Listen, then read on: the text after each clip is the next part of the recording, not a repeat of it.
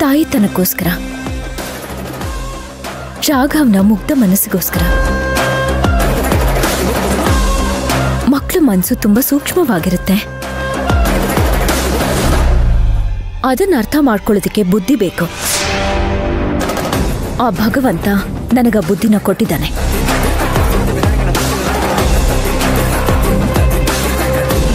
ತಾಯಿ ಇಲ್ಲ ಅನ್ನೋದ್ನ ಮಗು ಮನ್ಸಲ್ಲಿ ಕೊರಗಕ್ ಶುರು ಮಾಡ್ಬಿಟ್ರೆ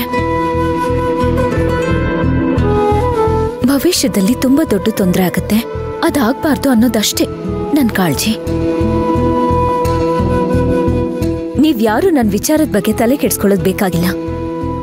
ಯಾವಾಗ ಇಲ್ಲಿಂದ ಹೋಗ್ಬೇಕು ಅನ್ನೋದು ನನಗೆ ಗೊತ್ತಿದೆ. ಹೋಗ್ತೀನಿ.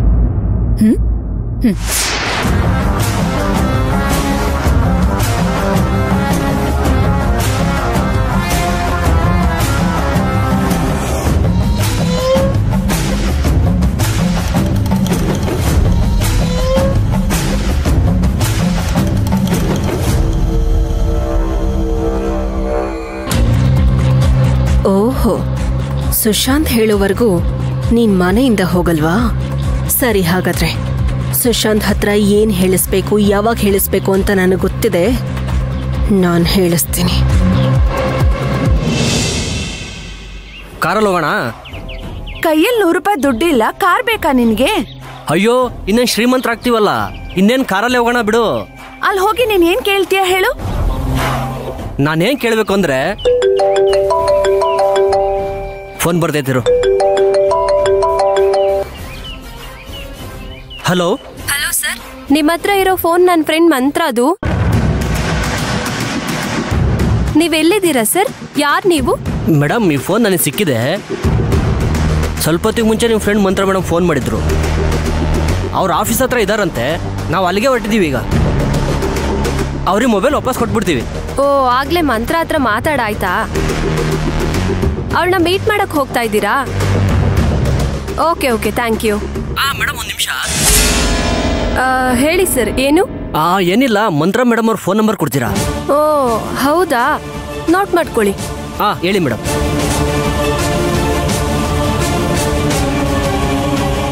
ಅಲ್ಲ, ನಿಮ್ಮ ಹತ್ರನೇ ಅವಳ ಮೊಬೈಲ್ ಇಟ್ಕೊಂಡು ನೀವ್ ಹೇಗೆ ಅವಳ ಹತ್ರ ಮಾತಾಡ್ತೀರಾ?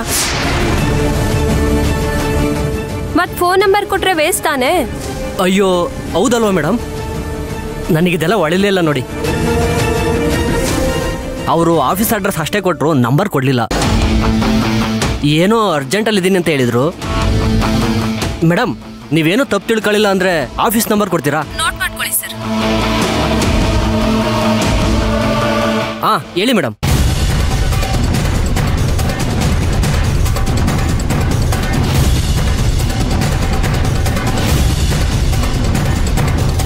ಸರಿ, ಹೋಗಿ ಆಫೀಸಲ್ಲೇ ಮೀಟ್ ಮಾಡಿ ಅವಳನ್ನ.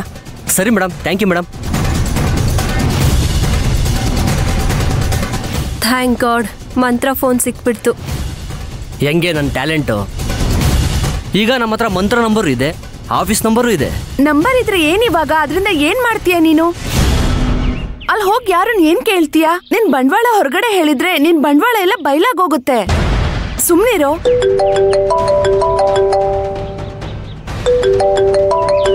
ಯಾವ್ದೋ ಫೋನ್ ಬರ್ತಿದೆ. ಒಂದ್ ನಿಮಿಷ ಇರು, ಬೇರೆ ಯಾವ್ದೋ ನಂಬರ್ ಇಂದ ಫೋನ್ ಬರ್ತಿದೆ. ಹಲೋ ಮೇಡಮ್, ನಮಸ್ತೆ. ಹೇಳಿ ಸರ್. ಮೇಡಮ್, ವಾಯ್ಸ್ ಏನೋ ಒಂಥರ ಇದೆಯಲ್ಲ? ಅದು ಸ್ವಲ್ಪ ಕೋಲ್ಡ್ ಆಗಿದೆ. ಏನ್ ವಿಷಯ ಹೇಳಿ ಸರ್. ಫಾರ್ಮಾಲಿಟೀಸ್ ಎಲ್ಲ ಮುಗೀತು. ಇನ್ನು 10 days ಅಲ್ಲಿ ಇನ್ಶೂರೆನ್ಸ್ ಅಮೌಂಟ್ ಎಲ್ಲ ಬರುತ್ತೆ. ಅದು ಟೋಟಲ್ ಎಷ್ಟು ಅಮೌಂಟ್ ಬರುತ್ತೆ ಅಂತ ಹೇಳಿದ್ರಿ ಸರ್? ಮೇಡಮ್, ನಾನು ಮೊದಲೇ ಹೇಳಿದ್ನಲ್ಲ, 2 ಕೋಟಿ ಮೇಲೆ ಬರುತ್ತೆ ಅಂತ. ಕರೆಕ್ಟ್ ಆಗೋದು ಎಷ್ಟು ಅಂತ ಹೇಳಕ್ಕಾಗಲ್ಲ. ಎಲ್ಲ ಸಿಸ್ಟಮಲ್ಲಿ ಅಪ್ಡೇಟ್ ಇರುತ್ತೆ. ನೀವು ಅದನ್ನ ತಗೋಬೇಕಾದ್ರೆ ನಿಮ್ಗೊಂದು ಲೆಕ್ಕ ಸಿಗತ್ತೆ. ಸರಿ ಸರ್, ನಾನು ಆಮೇಲೆ ಕಾಲ್ ಮಾಡ್ತೀನಿ. ಸ್ವಲ್ಪ ಥ್ರೋಟ್ ಇನ್ಫೆಕ್ಷನ್ ಆಗಿದೆ. ಸರಿ ಮೇಡಮ್, ಓಕೆ. ಯಾರು ರಿಚಾ? 2 ಕೋಟಿ ರೂಪಾಯಿ ಇನ್ಶೂರೆನ್ಸ್ ಅಂತ ಕಣೋ. ಏನು, 2 ಕೋಟಿ ರೂಪಾಯಿನಾ? ಹಂಗಾದ್ರೆ ನಮಗೆ ಒಳ್ಳೆ ಲಕ್ಕೆ ಹೊಡೆದಂಗಿದೆ. ಮತ್ತೆ ಯಾಕೋ ನಾವು 10 ಲಕ್ಷ 20 ಲಕ್ಷ ಕೇಳೋದು? ಮೊದಲು ಹೋಗಿ ಅವಳನ್ನ ಮಾತಾಡ್ಸೋಣ, ಆಮೇಲೆ ಡಿಸೈಡ್ ಮಾಡೋಣ ಏನ್ ಮಾಡೋದು ಅಂತ. ಇವಾಗ ನೋಡು ಯಾವ ತರ ಮಾತಾಡ್ತೀನಿ ಅಂತ. ಮಂತ್ರ, ನೀನ್ ದುಡ್ಡು ಕೊಡ್ಲೇಬೇಕು, ಇಲ್ಲ ಅಂದ್ರೆ ನನ್ನ ಹತ್ರ ಇರೋ ವಿಡಿಯೋನ ಪೊಲೀಸ್ನವ್ರಿಗೆ ಕಳಿಸ್ಬಿಡ್ತೀನಿ. ಹೆಂಗಿದ್ರು ನಿನಗೆ ಇನ್ಸೂರೆನ್ಸ್ ಅಮೌಂಟ್ ಬರುತ್ತಲ್ವಾ, ಕೊಡ್ಲೇಬೇಕು. ಕೊಡ್ತೀಯಾ? ಒಂದ್ ನಿಮಿಷ ಇರು. ಯಾಕೆ? ಇವಾಗ ಇದೆಲ್ಲ ಏನು ಹೇಳ್ಬಾರ್ದು. ಯಾಕೆ ರಿಚಾ? ಮೊದ್ಲು ಸಿಕ್ಕಿರೋ ಬ್ಯಾಗು, ಮೊಬೈಲು, ದುಡ್ಡು ಎಲ್ಲಾನು ವಾಪಸ್ ಕೊಟ್ಬಿಡ್ಬೇಕು. ಅವಳ ದೃಷ್ಟಿಯಲ್ಲಿ ಒಳ್ಳೆಯವ್ರಾಗ್ಬೇಕು. ನಾವು ವಾಪಸ್ ಕೊಡೋದ್ರಿಂದ ಅವಳೇ ಖುಷಿಯಿಂದ ಏನಾದ್ರೂ ದುಡ್ಡು ಕೊಡೋದಿಕ್ ಬರ್ತಾಳೆ. ಅದನ್ನ ತಗೋಬಾರ್ದು. ಆ ದುಡ್ಡು ಬೇಡ ಮೇಡಮ್ ಅನ್ಬೇಕು. ಮತ್ ಹಂಗೂ ದುಡ್ಡು ಕೊಡಕ್ ಬಂದ್ರೆ? ಅದನ್ನೇ ನಾನು ಹೇಳ್ತಾ ಇರೋದು. ಇನ್ನೊಂದ್ಸಲ ದುಡ್ಡು ಕೊಡೋದಿಕ್ ಬಂದ್ರು ಅಂತ ಇಟ್ಕೋ. ಮೇಡಮ್, ಯಾವ್ದಾದ್ರು ದೇವಸ್ಥಾನಕ್ಕೋ ಆಶ್ರಮಕ್ಕೋ ಕೊಟ್ಬಿಡಿ ಅಂತ ಹೇಳ್ಬಿಡ್ಬೇಕು. ಅವಾಗ ಅವ್ರಿಗೆ ನಮ್ಮ ಮೇಲೆ ಒಳ್ಳೆ ಅಭಿಪ್ರಾಯ ಬರುತ್ತೆ. ಮತ್ತೆ ನಮಗ್ ದುಡ್ಡು? ಇವಾಗ ಅವಳ ಫ್ರೆಂಡ್ ಹತ್ರ ನಂಬರ್ ತಗೊಂಡಿಲ್ವಾ? ಆಮೇಲೆ ಅವಳಿಗೆ ಫೋನ್ ಮಾಡಿ ಹೆದರ್ಸೋಣ. ಫೋನ್ ವಾಪಸ್ ಕೊಟ್ಟಿರೋ ನಾವೇ ಅವಳಿಗೆ ಹೆದರ್ಸ್ತಾ ಇದೀವಿ ಅಂತ ಗೊತ್ತಾಗಲ್ಲ. ರಿಚಾ, ಏನ್ ಹೇಳ್ತಿದ್ಯಾ ನೀನು? ಹೌದು, ನಾವೀಗ ಅವಳ ಹತ್ರ ಕೇಳಬೇಕಾಗಿರೋದು ದೊಡ್ಡ ಅಮೌಂಟು. ನಾವ್ ಯಾರು ಅಂತ ಗೊತ್ತಾಗದೇ ಇರೋ ಹಾಗೆ ಬ್ಲಾಕ್ ಮೇಲ್ ಮಾಡ್ಬೇಕು. ಅರ್ಥ ಆಯ್ತಾ? ಹೇಳು, ಇವಾಗ ನಾವೇನ್ ಮಾಡ್ಬೇಕು? ಅವಳ ಬ್ಯಾಗು, ದುಡ್ಡು, ಅವಳ ಮೊಬೈಲು ಎಲ್ಲ ಅವಳಿಗೆ ಹಂಗೆ ವಾಪಸ್ ಕೊಡಬೇಕು. ಅವಳೇನಾದ್ರೂ ನಮಗೆ ದುಡ್ಡು ಕೊಡಕ್ ಬಂದ್ರೆ ಅದನ್ನ ತಗೋಬಾರ್ದು, ಹಂಗೆ ವಾಪಸ್ ಬರಬೇಕು. ಇದೇ ಸೂಪರ್ ಐಡಿಯಾ ಅಲ್ವಾ? ಸರಿ, ನಡಿ ಹೋಗೋಣ. ಸರಿ, ನಂಗೆ ಸ್ವಲ್ಪ ಹೊರಗಡೆ ಕೆಲಸ ಇದೆ, ಮುಗಿಸ್ಕೊಂಡ್ ಬಂದ್ಬಿಡ್ತೀನಿ. ಬಂದ್ಬಿಡ್ತೀರಾ? ಬರ್ತೀನಿ. ಶಂಕರು, ಫೋನ್ ಮಾಡಿದ್ಯಾ? ಮಾಡಿದ್ದೀನಿ. ಸರಿ, ಹೋಗಿ ಕರ್ಕೊಂಡು ಹೋಗಿ ಬಂದ್ಬಿಡಿ. ಸರಿ ಆಯ್ತು. ಅಚ್ಚು, ಏನೋ ಇದ್ದಕ್ಕಿದ್ದಾಗ ಬಂದ್ಬಿಟ್ಟೆ. ಈಗೇನು ನಮ್ಮ ಮನೆಗ್ ಬರ್ಬಾರ್ದಾ? ಸರಿ ಬಿಡು, ಹೋಗ್. ಪ್ರತಿಯೊಂದಕ್ಕೂ ಕೋಪ ಮಾಡ್ಕೋತಿಯಲ್ಲಮ್ಮ ನೀನು. ಸುಮ್ನೆ ತಮಾಷೆಗೊಂದು ಮಾತು ಹೇಳ್ಬಾರ್ದ ನಾವು? ಯಾರು? ನಾನು. ನೀನ್ ಬರ್ಬೇಡ ಅಂದ್ರೂ ನನ್ ಮನೇಲೇ ಇರ್ತೀನಿ. ಇದ್ ನನ್ ಮನೆ.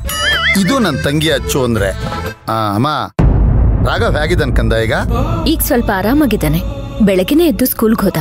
ಓ, ಅವನಿಗೆ ನೀನೆಲ್ಲಿ ಅವನ್ನ ಬಿಟ್ಟು ಬಂದ್ಬಿಡ್ತೀಯ ಅನ್ನೋ ಒಂದು ಭಯ, ಆತಂಕದಲ್ಲಿ ಆತರ ಮಾಡ್ಬಿಟ್ಟ ಅಂತ ಅನ್ಸುತ್ತೆ. ಸರಿ ಹೋಗುತ್ತಮ್ಮ, ಅದೇನ್ ತೊಂದರೆ ಇಲ್ಲ. ಅಚ್ಚು, ನೀನ್ ಅಲ್ಲಿಂದನೇ ಆಫೀಸಿಗೆ ಹೋಗೋದು ಬರೋದು ಮಾಡಿದ್ರೆ ನಮಗೇನ್ ಅಭ್ಯಂತರ ಇಲ್ಲ. ಆದ್ರೆ ಮಧ್ಯಾಹ್ನದ ಊಟ ಮಾತ್ರ ನಾನೇ ಕಳ್ಸ್ಕೊಡೋದು. ಅರ್ಥ ಆಯ್ತಾ? ಆಮೇಲೆ ನಿಂಗೆ ಯಾವ್ಯಾವ ಡ್ರೆಸ್ಸು ಯಾವತ್ ಏನೇನ್ ಹಾಕೋತಿ ಅಂತ ನನಗ್ ಚೆನ್ನಾಗ್ ಗೊತ್ತು. ನನ್ ಕೊಟ್ ಕಳಿಸ್ತೀನಿ. ಸರಿ ಅದ್ಕೆ ಕೇಳಿಸ್ಕೊಂಡೇನಮ್ಮ? ಅದ್ ಸರಿ, ನೀನ್ ತಿಂಡಿತಿಂದ? ಇನ್ನ ಇಲ್ಲ. ನೀನು ಶಂಕರು, ನೀನು? ಅದು ಪಾಪ ಅವನನ್ ಕೇಳ್ತಿದ್ದೀರಲ್ಲ, ನೀವ್ ಅವನಿಗೆ ತಿಂಡಿ ತಿನ್ನಕ್ ಬಿಟ್ರಾ? ಕೆಲ್ಸ ಹೇಳ್ತಾನೆ ಇದ್ದೀರಾ. ನೀನೇನೋ ತಿಂಡಿ ತಿಂದಿಲ್ಲ ಅಂತ ಹೇಳ್ಬೇಕಲ್ವೇನಪ್ಪ? ನೀನೇ ನಿಂತ್ಕೊಂಡು ನೋಡ್ತಾ ಇದ್ದ, ಹೋಗಿ ತಿಂಡಿ ತಗೊಂಬ ಹೋಗೋ. ನೋಡ್ದಪ್ಪ ಶಂಕರು, ಅಣ್ಣ ತಂಗಿ ಗತ್ನಾ ಅಲ್ಲರಿ? ನಾನೇ ನೀ ಮನೆಗ್ ಅಡ್ಗೆ ಅವಳ? ಅಯ್ಯಯ್ಯೋ, ಅದ್ಕೆ ಕೋಪ ಮಾಡ್ಕೊಂಡ್ರಾ? ನೀವ್ ಅಡ್ಗೆಯವ್ರ ಅಲ್ಲ ಅದ್ಕೆ, ಎಲ್ರಿಗೂ ಅಮೃತ ಬಡ್ಸೋರು. ಸರಿ ಸರಿ, ಈ ಮಾತ್ಗೇನ್ ಕಮ್ಮಿ ಇಲ್ಲ. ಬನ್ನಿ. ಸರಿ ಬಾಮ್ಮ.